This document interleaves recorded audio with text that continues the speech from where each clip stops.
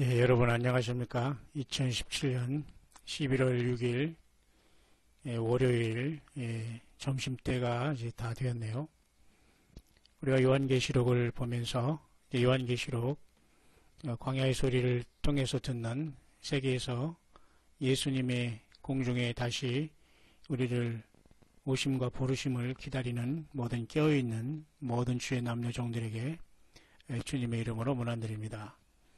요한계시록 1장은 특별히 예수님의 다시 오심에 대해서 천사를 보내서 하나님 아버지께서 예수님께서 아버지 하나님께 받아서 천사를 보내서 기록한 예수 그리스도의 계시가 사도 요한에 의해서 반모라는 광야에서 기록되어 있습니다. 그래서 이곳에 특별히 요한계시록 1장에서는 금초대가 나오기 때문에 요한계시록을 알려면 출애굽기 25장에 모세에게 주신 하늘에 있는 원형대로 하늘에서 보인 식양대로 모세가 이 땅에서 언약궤를 또한 성막을 지었던 것을 우리는 기억하기 때문에 구약 성경을 알지 못하거나 출애굽기의 이러한 출애굽기의 성막의 모습을 알지 못하면 1급 금초 때도 알 수 없다는 것을 제가 여러분에게 말씀드리면서 요한계시록을 지금 계속 여러분과 같이 편안한 마음으로 이제 묵상을 나누는 가운데 있습니다. 이 시간 짧은 시간 잠시 알아볼 것은 요한계시록 오늘은 4장에 제가 오늘 저녁에 새성지기 위해서 말씀을 강해합니다. 요한계시록 4장 들어가기 전에 앞뒤에 잠깐 여러분에게 이 시간 묵상을 통해서 오늘 낮에 묵상을 나누고자 합니다. 요한계시록 특별히 4장 그리고 말라기 그 다음에 에스겔 스가랴서 이렇게 잠깐 우리가 돌아다니면서 말씀을 묵상을 할 수 있도록 하겠습니다. 성경 전체를 이제는 모두가 다 온전하게 우리가 깨닫고 주님을 맞이할 때이기 때문에 창세기 1장 1절 피세요, 마태복음 1장 1절 피세요 이렇게 해가지고는 지금 이제는 우리 예수님을 만날 준비는 이제 늦었다라고 보면 됩니다. 여러분 모쪼록 끝까지 주님에 대한 사랑으로 무장하고 주님이 원하시는 많은 열매를 통해서 주님 앞에 성경대로 기록된 성경대로 어린 양을 따라서 성령의 음성을 듣고 기록된 성경대로 주님을 따르다가 주님의 부르심을 받는 저와 여러분들 될 수 있게 되시길 바랍니다. 그래서 이 7 금초대라는 것은 7 교회라고 했죠. 7 금초대 그죠? 7 교회입니다. 그래서 구약의 성막을 알지 못하면 요한계시록을 온전히 알 수가 없다는 것을 말씀드렸습니다. 그렇다면 이제는 교회 시대가 이제 마무리되면서 4장이 열어지는데요. 이 4장을 열면은 하늘의 열린 문을 통해서 하나님의 보좌가 보이기 시작하고 네 생물이 하나님의 보좌가 보이고 거기에 앉은 자가 있고 24장로가 있고 네 생물이 보이면서 우리가 전혀 상상할 수 없는 엄청난 세계가 열려지고 있습니다. 계시록 4장 하나에 이건 참으로 사람이 상상할 수 없는 엄청난 세계가 이렇게 기록된 하나님의 말씀으로 인간의 언어로 기록되어 있다는 것 자체가 보물 중에 보물이 아니겠습니까? 이것을 알지 못하고 어떻게 우리가 기록되고 주께서 우리들에게 주신 말씀을 통해서 알지 못하면 어떻게 우리가 예수님과 하나님 영원한 보좌를 알고 우리의 삶의 목적과 지금 존재하는 의미를 알 수가 있겠습니까? 그래서 요한계시록 1장의 7 금초 때는 7 교회라고 주님께서 말씀하셨을 때에 우리가 출애굽기를 통해서 출애굽기 특별히 25장 등을 통해서 언약궤에 주님께서 언약궤를 만드는 방법과 그런 것을 통해서 우리가 성소 안에 왼쪽에 있는 금초대를 우리가 보면서 교회가 얼마나 중요하다는 것을 우리가 잠시 보았습니다. 요한계시록 4장에 이렇게 하늘이 열린 문을 통해서는 우리가 특별히 이것도 역시 구약으로 연결되는데요.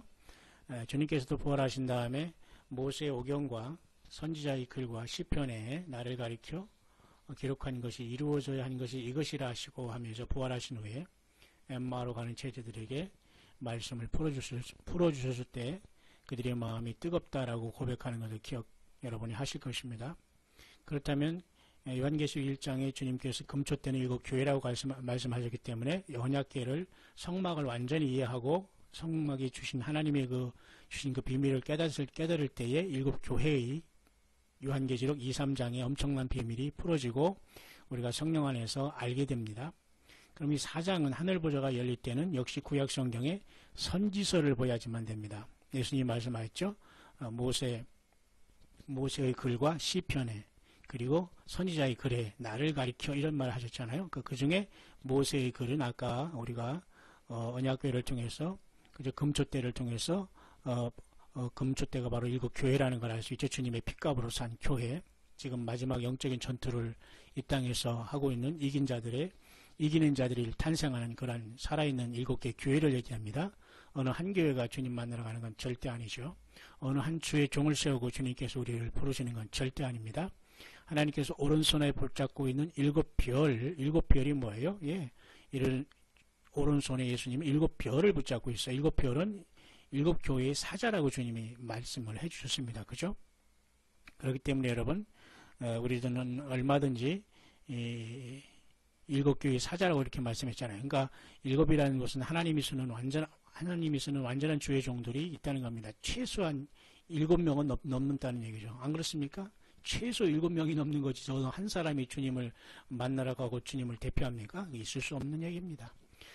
일곱이라는 것은 만수이기 때문에 숫자적인 정확한 일곱 수를 얘기하는 것이 아니라 우리 예수님의 오른손에 붙잡힌만 7천의 종들이 이 땅에 남아있는 게 아니라 원래 그들이 태초 창세기 전에 택함받은 주님 앞에 부름받는 참된 교회의 이 땅 전투하는 교회의 모습인 겁니다. 엄청난 비밀이죠.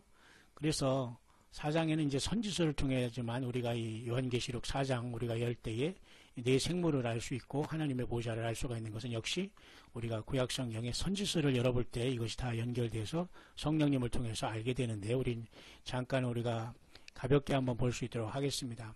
특별히 여러분 구약성경의 마지막 책인 말라기를 보면 말라기는 여러분 아시지만 말라기로 이스라엘에게 말씀하신 경고라 그랬습니다. 그 하나님의 선지를 통해서 이스라엘이 경고하는 경고 중에 특별히 이렇게 3장에 보면 만군이 여호와가 이르노라 보라 내가 내 사자를 보내리니 그가 내 앞에서 길을 예비할 것이요 또 너희의 구하는 바 주가 호련히 그 전에 임하리니 곧 너희의 사모하는 바 언약의 사자가 임할 것이라. 이 짧은 구절이지만 내가 내 사자를 보낸다는 것은 이미 그 세례 요한이 엘리야의 심정을 가지고 왔다는 것을 주님이 이 말씀을 이루어졌습니다. 그래서 육신적으로 처음 오실 때도 광야에서 길을 예비했듯이 마찬가지로 주님께서 호련히 그 전에 임한다는 것은 우리가 계시록 4, 5장에 우리가 교회가 랩처가 되고 휴거가 돼서 주님의 전에 우리가 올라가면서 주님을 만날 때에 호련히 임할 때에 역시 길을 예비하는 자들이 있다는 겁니다. 광야에서 깨어서 주님의 이제 다시 오심을 준비하는 그죠? 그의 임하는 날을 누가 능히 당하며 그의 나타나는 때에 누가 능히 서리요? 그는 금을 연단하는 자의 불과 표백하는 자의 잿물과 같을 것이라. 그가 은을 연단하여 깨끗게 하는 자같이 앉아서 레위 자손을 깨끗게 하되 그 문과 같이 그들을 연단하리니 그들이 의로운 제물을 나 여호와께 드릴 것이라. 물론 이스라엘 유대 백성 구약의 제사 중에서 이 말씀을 했지만 이제 마지막 때에도 주님께서 이와 같이 말라기 3장 1절이 앞으로 이루어질 것이고 육신적으로 주님이 처음에 올 때도 1차적으로 초림 때도 이루어졌지만 재림 때도 이러한 사건이 이루어진다는 것이죠. 말라기 3장 6절 나 여호와는 변혁치 아니하나니 그러므로 야곱의 자손들아 너희가 소멸되지 아니하리라. 예수님도 어제나 오늘이나 영원토록 동일하시죠. 똑같습니다. 예수님이나 여호와 하나님 아버지 하나님과 예수님 한 분이기 때문에 변혁치 아니한다고 하셨죠. 제가 왜 말라기를 열었냐면 특별히 말라기에서도 이와 같이 주님께서 오실 때 이렇게 연단한다. 금문같이 그들을 연단한다는 말씀을 통해서 지금 교회가 금초대로서 이 땅에서 정금같이 연단받다가 주님이 오실 때에 호련히 성령 안에서 변화돼서 눈 깜빡할 사이에 하늘보좌에 이제 우리가 가서 깨어난다는 겁니다. 태어난다는 것, 깨어난다는 것이죠. 다시 한번 우리가 말라기서를 지나서 우리가 이제 스가랴서를 한번 잠깐 가보겠습니다. 역시 스가랴서도 구약의 요한계시록처럼 매우 난해하고 어려운 책이지만 여기 보면 특별히 스가랴 6장에도 요한계시록 6장에 나와 있는 네 말이 여기에 약간 색깔이 앞뒤로 좀 다를 따름이지 네 말이 여기 나왔습니다. 그래서 이것을 역시 6장에 갈 때 이 말을 또한 이 스가랴 6장을 여러분 같이 나누게 될 것이고요. 그 전에 우리가 먼저 그 5장 스가랴 5장에 보면 눈을 든 즉 내가 다시 눈을 든 즉 날아가는 두루마리를 봤죠. 온 지면에 도로 행하는 저주라 했어요. 도적질하는 자는 글 2편 글대로 끌쳐지고 무릇 맹세하는 자는 그 저편 글대로 끊쳐지리라. 그러니까 지금 이 세상에 하나님이 바란 저주의 두루마리 책이 나간 말씀이 저주가 지금 돌아다니고 있는데요. 도적질하는 자, 특별히 뭐 물질 문제를 도적질하는 자, 하나님 앞에 온전하게 충성되지 못하고 주의 영광을 위해서 쓰지 못하고 이걸 스스로의 곡간에 감춰둔 이런 모든 자들도 사실 도적질하는 거죠. 물론 꼭 11조만 얘기하는 건 아닙니다. 물론 말라기에 그런 내용이 있지만, 그런 어쨌든 이 두루마리라는 책은 저주의 글로서 도적질하는 자와 맹세하는 자에 들어가서 완전히 그 집을 폐허로 만든다고 이렇게 말씀을 하고 있는 걸 보게 됩니다. 두루마리는 그 날아가는 두루마리를 제가 여러분에게 잠깐 소개하는 겁니다. 두루마리는 결국 하나님의 말씀으로서 이렇게 날아가는 역할을 하죠. 그러면 다시 이것을 우리가 여러분 구약에 여러분 또 에스겔서로 제가 한번 여러분 같이 한번 가볼 수 있도록 하겠습니다. 특별히 에스겔서 보면 3장에 보면 역시 두루마리가 또 있죠. 여기 보세요. 맞죠? 인자에 너는 받는 것을 먹으라. 너는 이 두루마리를 먹고 두루마리를 먹고 가서 이스라엘 족속에게 고하라. 내가 입을 벌리니 그가 두루마리를 내게 먹이신. 이 두루마리는 날아가는 저주의 말, 그것이 아니라 그 말씀은 저주의 말이지만 이것은 뭐예요? 생명의 말씀으로서 이 땅에서 세리요한처럼 말씀을 주께서 먹여주니까 예언하는 선지자에게 주는 말씀의 그 두루마리겠죠. 내게 이르실 때 인자야 내가 내게 주는 이 두루마리로 내 배에 넣으며 내 창자에 채우라 하시기에 내가 먹으니 그것이 내 입에서 달기가 꿀 같더라. 바로 이것은 요한계시록 우리가 보면서 우리가 10장에 나오는 작은 책을 그죠? 이렇게 그죠? 사도 요한이 받아먹는 것과 똑같습니다. 작은 책을 달라 한즉 천사가 가로되 갖다 먹어버리라. 내 배에는 쓰나 내 입에는 꿀같이 달리라. 이것과 똑같은 현상입니다. 하나님의 말씀을 우리가 성령 안에서 먹고 하나님이 채워주실 때 예언을 하게 되고 또한 이렇게 말씀을 증거하게 되는 거죠. 그런데 이 말씀에는 말이죠. 참으로 우리에게 무섭게 이 책에는 에스겔 2장으로 한번 돌아오고 있습니다. 그가 그것을 내 앞에 펴시니 그 안팎에 글이 있는데 애가와 애곡과 재앙의 말이 기록되었다. 결국 축복의 말이 아니에요. 그죠? 그 손에 두루마리 책이 역시 있었고 하나님이 이렇게 말씀으로 역사하시고 말씀 그대로 하시는 것입니다. 그죠? 그러니까 이게 애가와 애곡과 재앙의 말이 기록됐다. 그러니까 요한계시록도 마찬가지로 6장부터는 애가와 애곡과 재앙의 말입니다. 왜 이미 교회가 2, 3장에서 끝나버렸기 때문이죠. 그래서 이제는 4장의 하늘보좌가 바로 열리는 겁니다. 왜 이 땅에서 교회는 이 지상에서 하는 환란의 처참한 시험의 때를 통과하지 않고 바로 이 땅을 마치면서 하나님 앞에 추수대에 올라갈 것이기 때문에 그렇습니다. 그래서 이 시간은 두루마리 책, 그럼 하나님의 말씀의 책이거든요.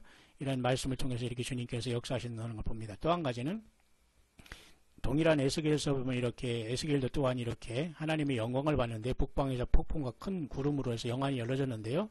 이때 네 생물을 본 모습이 여기 나와 있는데요. 이 네 생물의 모습과 오늘 볼 요한계시록 4장의 네 생물의 모습과 똑같은 겁니다. 똑같은 것을 각자 사도 요한이 봤고 에스겔이 본 것입니다. 그러나 이 내용을 서로 비교해 보면 놀랍게 하나님이 그 보좌에 대해서 우리 인간의 한계를 넘지만은 조금은 알 수 있는 엄청난 하나님의 비밀을 에스겔서 4장과 요한계시록 4장을 에스겔서 1장과 요한계시록 4장을 우리가 이제 비교해 보면서 오늘 제가 요한계시록 4장을 할 때 더 구체적으로 하겠습니다만 놀라운 하나님의 그 보좌에 대해서 우리가 알 수 있도록 이렇게 말씀이 주고 있는 겁니다. 그래서 구약성경의 선지서를 알아야지만 또한 요한계시록 4장이 풀어지는 것이고 구약의 출애굽기 이렇게 모세 오경을 알고 하나님께서 모세에게 주는 레위기 제사를 알아야지만 그죠? 역시 금초대의 비밀을 통해서 지금 왜 예수님의 피로 핏값을 사고 핏값으로 산 저와 여러분들이 이 땅에서 금초대로서 연단을 받으면서 이렇게 주님께 들림받을 시간을 준비하면서 이기는 자의 반열에서 우리가 끝없이 영적인 전투를 할 수 있는 알 수가 있는 겁니다. 그래서 제가 4장이 이렇게 하늘의 열린 문을 통해서 이제 이렇게 보니까 바로 네 생물이 있는 것을 바로 구약의 선지자를 통해서 연결해 두면서 이 말씀을 이제 여러분과 같이 성령 안에서 묵상으로 나누어 갈 것입니다. 뿐만 아니라 요한계시록 3장의 빌라델피아 교회의 열린 문과 4장의 하늘의 열린 문의 차이와 같은 점, 이 문제에 대해서 우리가 또한 제가 오늘 저녁에 말씀을 강론하겠습니다. 어쨌든 여러분 오늘 주님 안에서 승리하시고 주님의 오심이 가까운 이때에 늘 깨어있기를 바랍니다.